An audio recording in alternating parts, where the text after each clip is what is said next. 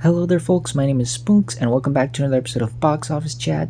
This is the show where I break down the top 5 domestic box office results, see where each movie landed, and see how well each movie did, so let's get started. Number 5 was Fly Me to the Moon, opening with $9.4 million this weekend domestically and $18 million worldwide. This is the lowest opening ever for an Apple TV Plus movie, as it sits behind Argylle, Napoleon, and Killers of the Flower Moon.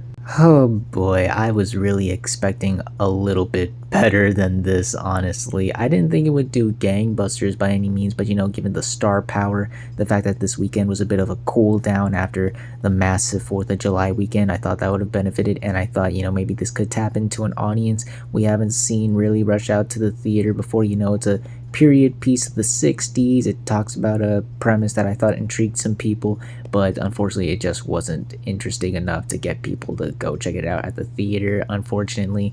In all honesty, comparing it to the rest of the Apple TV Plus films, I think it's safe to say this should have just went to the streaming service. It would probably grab some people's attention a bit more had it gone to the streaming service, and maybe it would have boosted up some streaming numbers, subscribers, I don't know, but clearly this movie wasn't popular enough to warrant a theatrical release. Unfortunately, the stars didn't really sell it, and it's just that not a lot of people wanted to go check this out. Maybe this would have had a better shot in the fall or the spring, I don't know, but it just didn't seem like a lot of people wanted to really go and check this out, unfortunately. Even with the strong audience reception it got an A- cinema score rating, which is really good, but I'm not sure if it's going to be enough to help this movie out in the long run. It costed $100 million to make, and I just don't see this movie getting there. We got a lot of big movies coming out as we head deeper into the summer, and I think this is just going to get lost in the shadow and overshadowed by a lot of the other movies coming out. So yeah, a really bad opening for Fly Me to the Moon. Not sure if it's going to really pick itself back up from this. This is just not a good opening. Number 4 was A Quiet Place Day 1, making $11 million this weekend, adding to a domestic total of $115 million and a worldwide total of $220 million. So the movie was able to pick itself back up from last weekend. It only dropped 45% from last weekend, which is really impressive. It goes to show that the word of mouth is still very strong with this movie. It's just that the movie may have been a bit front loaded on its opening weekend, and I'm sure the movie's going to continue to grow and leg out because of that. Again, it's one of the few mainstream major horror movies out right now. Obviously we got some more on the horizon. One definitely surprised this weekend, but more on that later. But it doesn't look like anything's going to really compete with this movie for the gold of biggest horror movie of the year for sure. I can definitely see this movie crossing over 150 million domestically. It's definitely surpassing 250 million worldwide. And again, while I think some movies are going to get close to this movie's domestic and worldwide total, nothing's going to really beat it.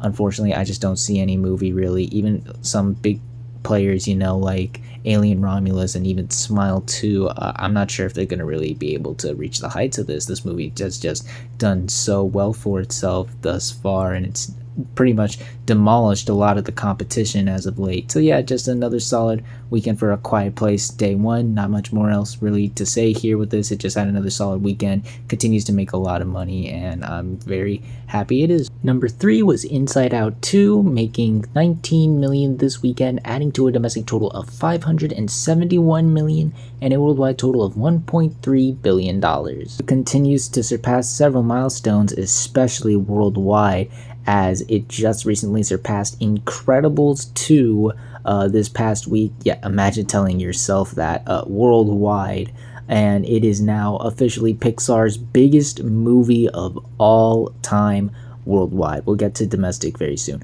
but as far as worldwide goes as well, it has also surpassed Frozen to become the 3rd biggest animated film of all time.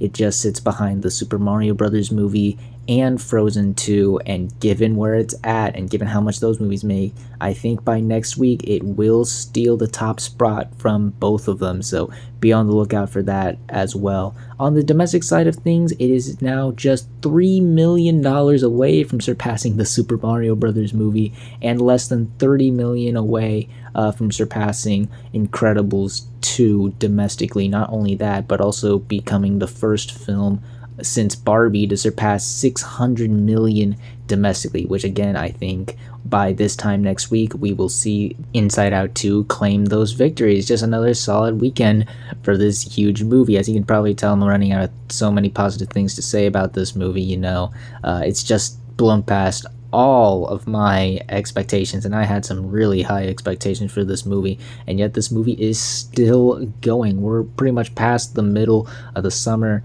at this point, and it's still ate up all of the competition. It's going to be interesting to see how it does with a certain other movie that's supposed to also sweep the competition, but more on that in a couple weeks. But yeah, it's going to be interesting to see which of those movies ends up victorious for this summer. But I think Inside Out 2 has the upper hand here. It's just done so well and exceeded all expectations thus far. I can't see that other movie topping it. It's gonna get close for sure, but given how much Inside Out 2 has done, I don't see it topping it. So yeah, just another incredible week for Inside Out 2, and it's going to be another incredible week the week after that. So once again, be on the lookout for those next week for sure, as it's going to be another good one.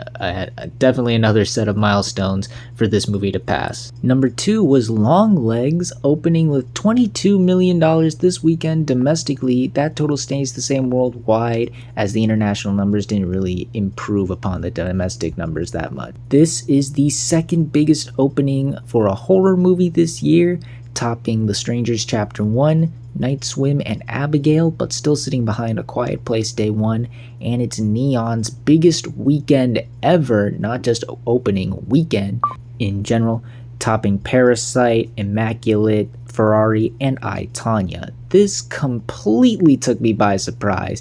I knew this movie was coming out, but I thought it was going to perform similar to a lot of other horror movies. It would crack the top 5, but not make a big impact. Now, Fly Me to the Moon, now that was the movie to really spice things up, if you know what I mean.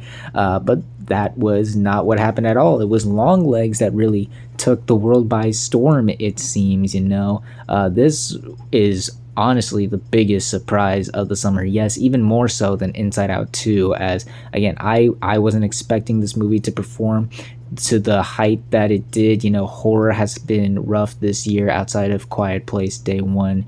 We haven't really gotten that big horror breakout, but it seems this was the movie that was able to accomplish that. This is what we were hoping we would see with a lot of the other horror movies, like Night Swim, Imaginary, The Watchers, Abigail, hell, even The First Omen, something that really just shakes up the box office and shows that horror still has a foot in it, and it seemed like the marketing really pulled this off. There wasn't a huge presence in the typical sense, posters, TV in general. It was mostly digital, online through social media, and it really caught a lot of people's attention with the various posters and online videos and billboards, stuff like that. The marketing really did a great job. I hope they get a lot of bonuses for what they were able to do with this, as they really sold the movie to a lot of people, and because of that, the movie was able to reap the rewards from it. The movie is said to have a budget under $10 million. Some people are saying it was mostly $3 million, which, given that statistic, wow, is this a great opening. And yeah, once again, just a completely unexpected surprise in the best way possible. I love seeing when movies really just come out of the blue, surprise and shake up the box office. I'm hoping for a long, healthy run here. It's going to be interesting to see with this type of movie, especially. It's a independent, smaller, different type of horror. It's not mainstream, it's not A Quiet Place. So and like what I said with that film's opening, when these horror movies tend to overperform to this degree, they tend to be front loaded, and we could see big drop offs from here, especially with the word of mouth. I've been seeing some mixed responses online. It got a C+ cinema score rating, which is, for this type of movie, yeah, that's about what you would expect, but I'm very curious to see if this movie's gonna be able to maintain its surprise success. But if it can, I'm gonna be very impressed. Hell, given how the summer's been going, there's a chance this could even crack the top 10 of the summer this year. I'm not saying it's definitely going to happen. Again, that word of mouth is definitely going to be something to keep an eye on. Hopefully, it can continue to build upon this successful opening, but if it can, I will be very impressed, as I'm sure many others will. So yeah, this is a fantastic opening did not see this coming. I'm hoping for even more successful weekends in the long run. But yeah, man, Longlegs, truly the surprise of the summer as of right now. And finally, let's end the video off with the number one movie of the weekend, which was once again Despicable Me 4, making $43 million this weekend, adding to a domestic total of $210 million and a worldwide total of $436 million. Despicable Me continues rolling along as it had a very solid hold, just dropping around 44% from last weekend.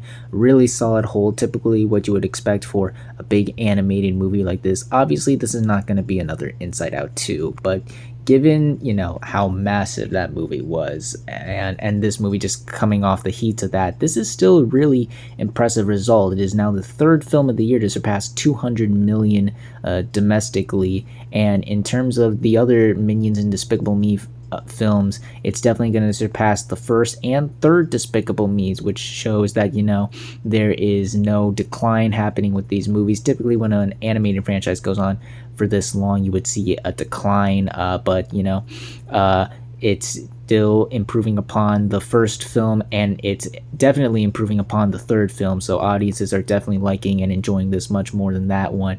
And I can see this ending up around the total of the first Minions. I don't think it's going to reach the heights of Despicable Me 2 or Minions Rise of Gru, but once again, I don't think that's any sort of negative thing to say. This franchise still remains to be a very consistently successful franchise with families, especially kids, and for Illumination. You know, once again, this was not that much to make, you know, compared to like a Pixar or Disney movie, only $100 million budget, and it's already quadrupled that worldwide, and I'm sure by this time next week it's going to surpass 500 million worldwide. Who knows, given how there's not a lot of family competition for this movie to face off against this summer, there could be a shot at $1 billion maybe, or at the very least 900 million, which again I don't think is a bad thing. You know, that's where the last Minions movie ended up, and you know, once again, $100 million budget, that would be nothing to sneeze at. Hell, this total ain't anything to sneeze at. These Minions movies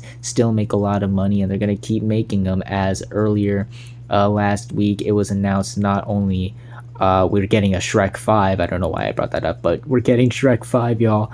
But we're also getting Minions 3 3 years from now, as a matter of fact, in summer 2027. So the Minions are here to stay. We're getting another installment with these little yellow guys, and I'm definitely looking forward to it. And I'm sure a lot of families are still going to go check it out, as once again, as evident by this movie's performance right now. People still love these characters. They love seeing the Minions, and they love watching these movies. So yeah, another solid weekend for Despicable Me 4. I'm sure it's going to keep going from here, especially with the lack of other family movies out for the rest of the summer, you know, other than Harold and the Purple Crayon, which I'm sure that's going to be the gut punch to this movie for sure. But yeah, I'm sure this movie's going to still handle the summer very well, going to keep going through the fall when the other animated movies start to come out. And yeah, just overall another solid weekend for Despicable Me 4. And those were your top 5 domestic box office results for this weekend, but we're not quite done yet, as we've got another week ahead of us and new movies hitting theaters. And this weekend we have one new major wide release, that film being Twisters. This is the sequel, the follow-up, continuation, reboot of the beloved disaster film of the 80s. Obviously, this movie is trying to replicate the success of Top Gun, Maverick, or Jurassic World, you know, the legacy sequel that comes out so long after and tries to recapture that nostalgic feeling. And I'm sure there's a possibility of that doing that, you know. Twister is one of the most beloved disaster movies. Hell, it's one of the most beloved movies of its time. And I do see some people talking about it, getting a little excited, going, there's a new Twister movie. I'm kind of interested in that. I see that here and there, and they are certainly marketing this movie. I've been seeing a lot of promos and ads for it all over the place. But if I'm being honest, this is another big wild card for me. As much as I've been seeing the buzz, I can't really say that it's been a lot, because you know, going back to Top Gun and Jurassic World, when those movies were coming out, you heard buzz all over the place. Everyone was getting excited for those movies, like, yo, there's a new Top Gun, there's a new Jurassic World. Here it's like, oh yeah, there's another Twister movie coming out. And so yeah, I'm not seeing a whole lot of buzz or interest with this movie. I'm not saying this movie is going to be a disaster by any means, but I'm not sure if it's going to reach the heights we've seen with a lot of the summer movies recently. If all honesty, this is looking less like Jurassic World and Top Gun and more like Indiana Jones, if I'm being honest with you. I don't think it's going to be that big of a disaster, as apparently the movie is good, so hopefully word of mouth on that end helps this movie out a ton. But I don't know, I'm just not expecting anything major. Again, it's been an interesting summer. We could see another big overperformance here, but I'm gonna hold my breath on this one. But we'll see how well this movie truly does, as well as the rest of the movies that land in the top 5 on the next Box Office Chat. And that's going to do it for this week's episode of Box Office Chat. What did you all think of the results? Were you satisfied, unsatisfied? Comment down below and let me know. If you like this video, hit the like button. If you like this channel, hit the subscribe button. Follow me on all those social media links right there. And until next time, everyone, stay sharp.